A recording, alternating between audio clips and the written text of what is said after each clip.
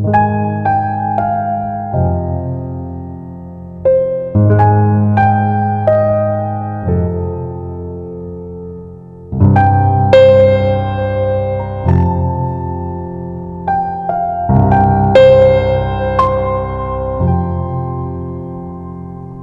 I lured business partners to my house, killed and dumped them in sockaway pit.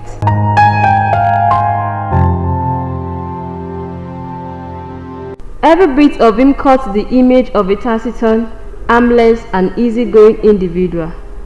But Ndubuisi Anthony is extremely dangerous. He poses as a shoe dealer on Obunabalu Road, Portharcourt City, but behind the visible business of buying and selling shoes, the 52-year-old indigene of Ngwokpala in Imo State has other secret criminal ventures, including kidnapping and killing his victims. Anthony's neighbors were shocked when he recently led a detachment of policemen to his well-built house situated at Umuebule 1 community, Iche local government area, Rivers State. The house is a flat of about 4 bedrooms surrounded by a high fence.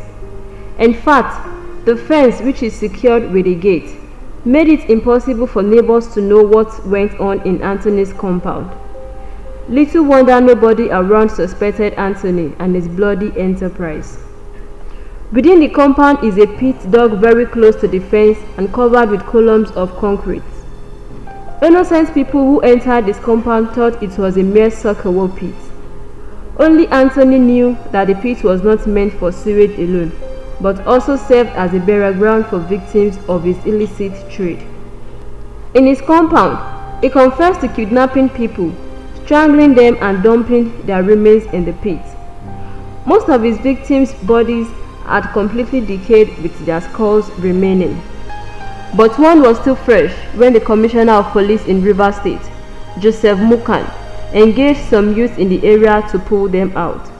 During interrogation, Anthony admitted luring his victims to his house under the guise of buying their goods or selling it to them. He would make his victims feel at home in his living room after offering them a special seat. He would even offer them drinks. But in the process, he would go behind them, hold their necks in his hands and twist them. After confirming that they were dead, Anthony said he would drag them to his well-secured compound and throw them into the pit. Though he said he lived with his wife and about 4 children, it was discovered that the wife fled the compound before Nemesis caught up with him, while 2 of his grown children were no longer living with him. Anthony said he started the business of kidnapping and killing in February this year, adding that he had so far killed 4 of his business partners. He said 3 of his victims were Togolese, while 1 came from Aba in Abia State.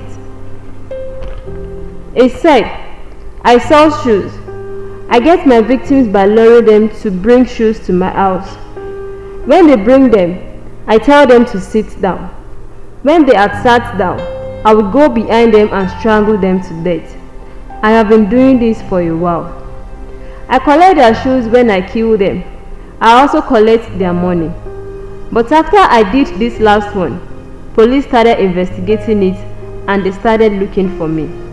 One of my customers called me to come, but when I got there, the police arrested me." He added, "I live here with my family. I kidnap people and kill them by strangling them. I invite them to my house. Some are my business partners. I ask them to come and supply me goods or to come to my house and buy from me. They bring their shoes to my house. I started doing this in February this year. Since then, I have kidnapped and killed 4 people. I kill them and throw them into the sockaway pit. My wife goes to the market always, and people can't see me because the area is fenced." Anthony said he started kidnapping because of poverty, adding that he had so far received 800,000 naira from his victims' families. The last operation that blew his cover involved his business partner, Ajumiene Ofo, from Aba in Abia State.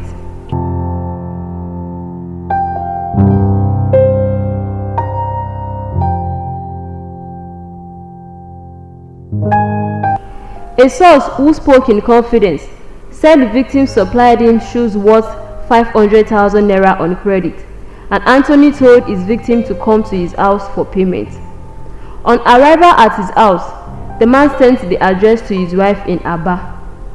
The source said the discovery was made when a trader from Aba in Abia State left the address and phone number of the suspect with his wife upon departure to collect the sum of 500,000 naira, being the cost of the goods he had supplied the suspect on credit.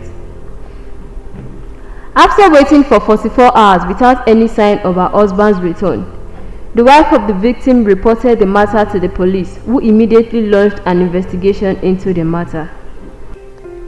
On interrogation, the suspect took the police to his house, where fresh corpses were recovered from a 20-feet soakaway pit dug purposely for dumping of corpses. While the wife of the suspect has since abandoned her 4 children and ran away, 2 grown-up children of the suspect have also taken to their use, while 2 little others demonstrated how their evil father strangled his victims in their presence. They said their father sternly warned them not to tell anyone about his evil deeds, else he would apply the same treatment to them. Commenting on the incident, the police public relations officer, PPRO, Nnamdi Omoni, said operatives of the anti-kidnapping unit, in a sting operation on 29/6/2020 at about 13:30 hours, arrested a notorious kidnapper and serial killer, one Anthony Ndubuisi, from Ungo Okpala in Imo State, but resides at Umuebulu, Iche local government. The suspect, who was arrested through intelligence-led policing, on interrogation confessed to have carried out several kidnappings and killings of his unsuspecting victims, including 3 foreign nationals and a Nigerian.